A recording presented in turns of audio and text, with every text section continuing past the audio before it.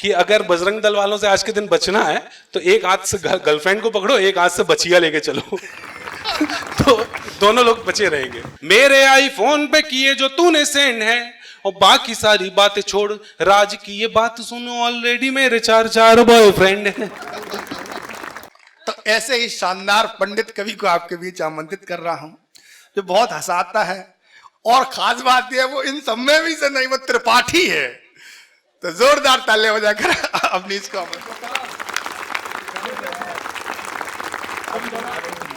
मैं एक कविता सुनाता हूँ, गोलगप्पे से रिलेटेड है। गोलगप्पे अधिकतर सब लोग खाते हो, पीछे जो भी महिलाएं बैठी हुई हैं आप सभी को समर्पित करता हूं। आप सभी को गोलगप्पे पसंद है और ये वायदा करता हूं कि आज के बाद जब भी खाएंगी तो मेरा नाम याद रखना, अवनीश त्रिपाठी। मेरी याद जरूर आएगी आपको। एक कविता सुनिए, 1 मिनट की एक कविता, बिल्कुल छोटी सी, सुनो। अवनीश, हाँ, हमारी एक भाभी है यहाँ, तो हमने पूछी उनसे जो गोलगप्पे वाली बात जो है, जो अपने शहरों में रोज शाम को हर नई लड़की मोहल्ले में ठिलिया आ जाए तो गोलगप्पे से खड़ी। तो हमने एक दिन भाभी से पूछी, कहे तुम्हें गोलगप्पे नहीं पसंद? तो जवाब सुनना, उनने कहा का पसंद करें ससुर ऐसी चीज कि वो मैं रुपये दे वो कटोरा लेके खड़े रहो बाकी सामने।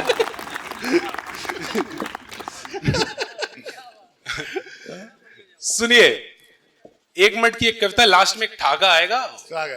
पुरुषों के लिए ठागा होगा, महिलाएं का पता नहीं क्या होगा। सुनिए, 4 लड़कियां गोलगप्पे के ठेले पर पहुंची, बोली भैया गोलगप्पे खिलाइए। ठेले वाला बोला मैडम ठीक है, इस साइड आइए।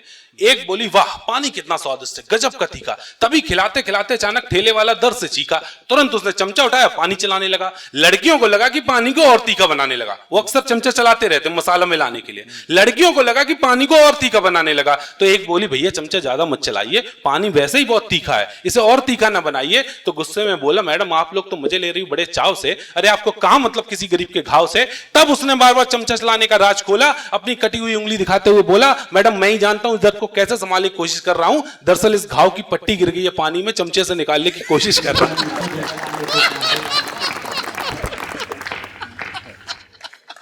बहुत बढ़िया, धन्यवाद धन्यवाद।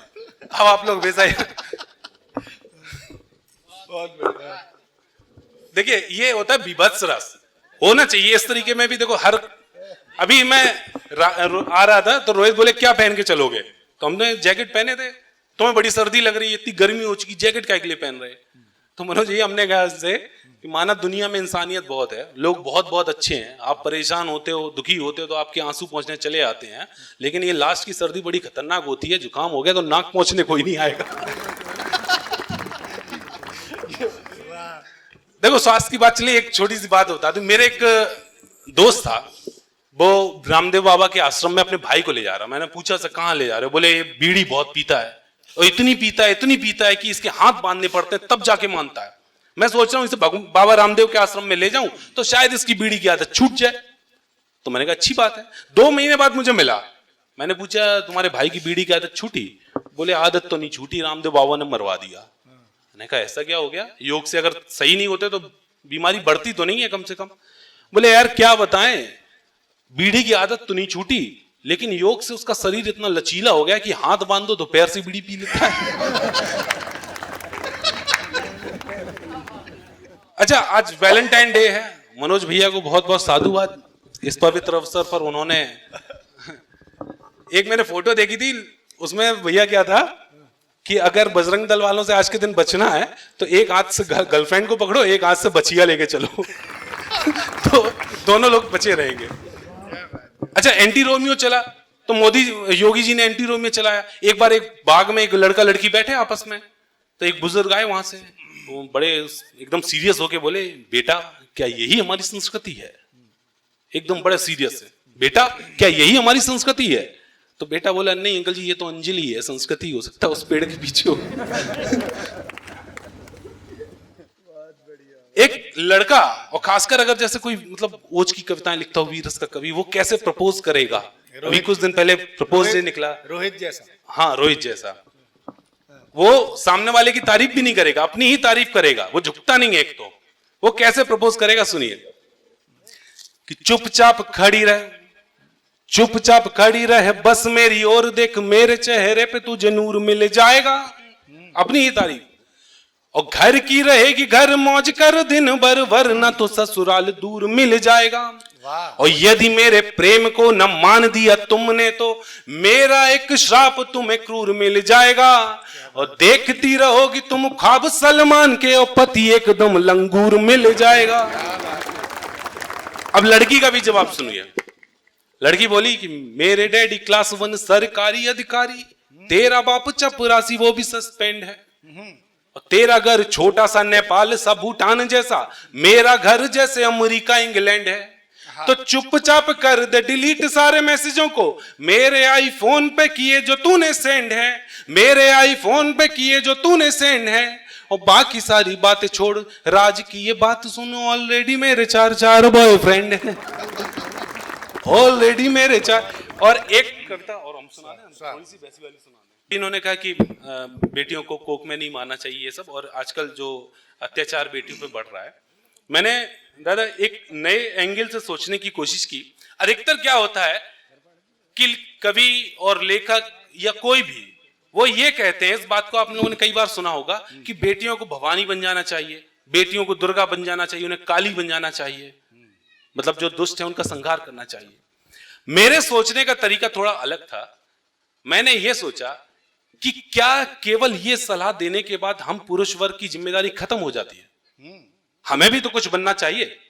आप याद कीजिए कौरवों की उस सभा को, अगर कोई एक भी खड़ा होकर विरोध कर देता तो शायद भगवान कृष्ण गिरधारी के आने की जरूरत ना पड़ती। हमें भी वही भूमिका निभानी पड़ेगी। मैं एक बार, आप लोग तालियां बजाकर आदेशित कीजिए।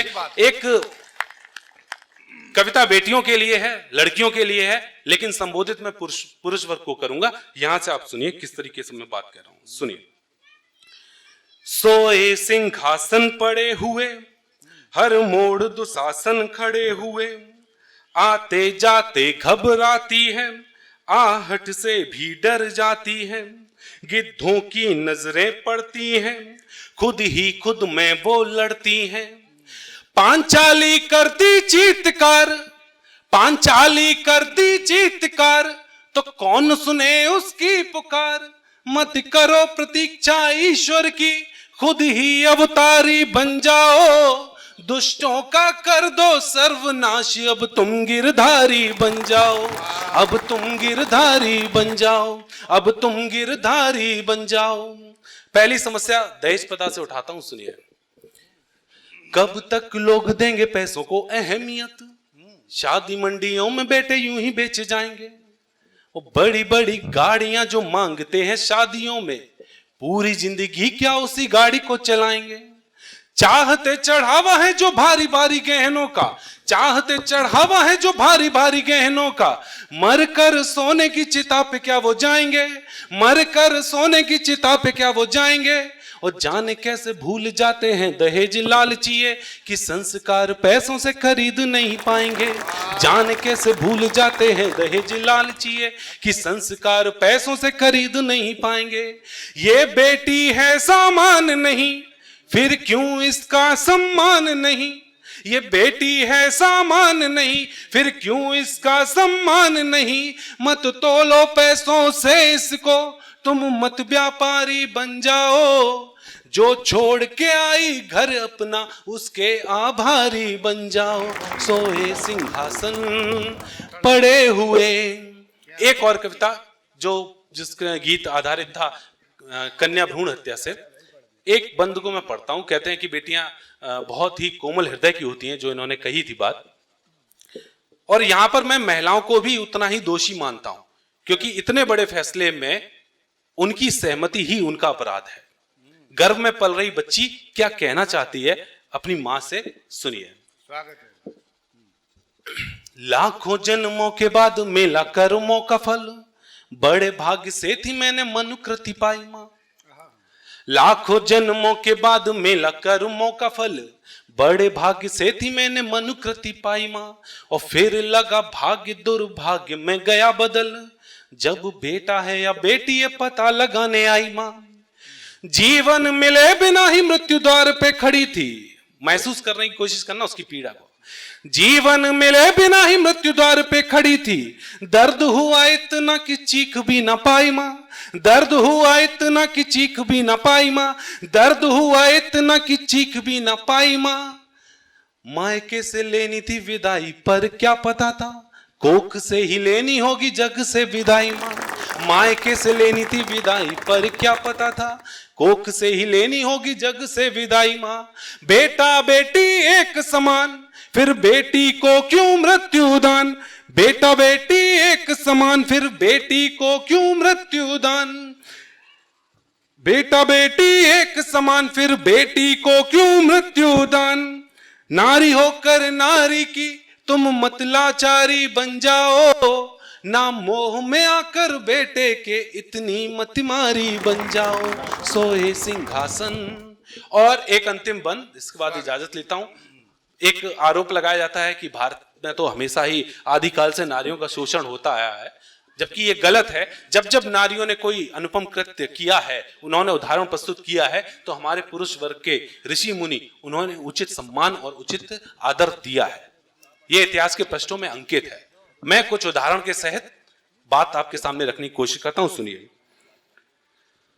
सावित्री से बोले यमराज कुछ भी ले मांग, बोली कुछ और नहीं सत्यवान पहले।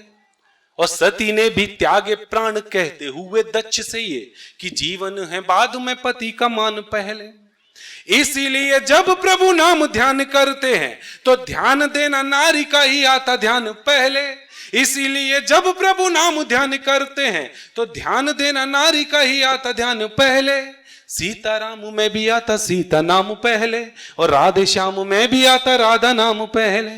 सीताराम में भी आता सीता नाम पहले, और राधे श्याम में भी आता राधा नाम पहले। सीताराम में भी आता सीता नाम पहले, और राधे श्याम में भी आता राधा नाम पहले। हमने नारी को मां माना और मां को ईश्वर सम्माना। वेद पुराणों से सीखो तुम मत अखबारी बन जाओ। अंतिम पंक्ति आपसे विदा लेना चाहता हूं। वेद पुराणों से सीखो तुम मत अखबारी बन जाओ। सभी युवा आमंत्रित हैं नारी हितकारी बन जाओ। सोए सिंहासन। बहुत बहुत धन्यवाद।